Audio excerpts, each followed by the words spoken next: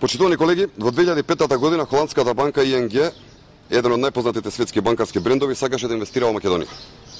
До јавноста стигнаа информации дека нејзините представници често доаѓаат во државата и ги испитуваат можностите за инвестирање во Македонија. Но на само 10 дена пред официјалното потпишување на договорот помеѓу владата на Социјалдемократскиот сојуз и холандската ING банка, банката таинствено се повлече. Остана нејасно зошто наеднаш и покрај позитивните и искрени намери, холандските инвеститори се повлекоа. Во јавноста се говореше дека владата на СДСМ ги избрка инвеститорите, дека тоа е поради фактот што со оваа инвестиција се навлегува и наштетува на бизнис интересите на Комерцијална банка и другите банки и фирми блиски до Социјалдемократскиот сојуз.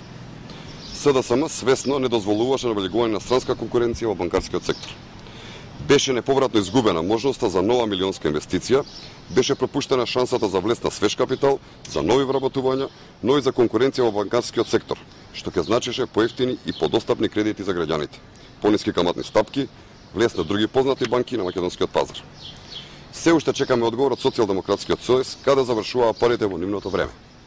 Каде завршија над 5 милијарди евра од имотот кој што беше разграбан во време на приватизацијата на Бранко Црвенковски. Ова е периодот кога во Македонија ниту еден објект не се изгради, ниту една шајка не се закова. Единствено Социјалдемократскиот сојуз ја назадуваше државата. Оваа пропадната инвестиција е само доказ за тоа како владееше Социјалдемократскиот сојуз. Ова е пример како СДСМ намерно не дозволуваше влегување на странски капитал за да може олигарсите на Црвенковски да го заграбаат целокупниот капитал.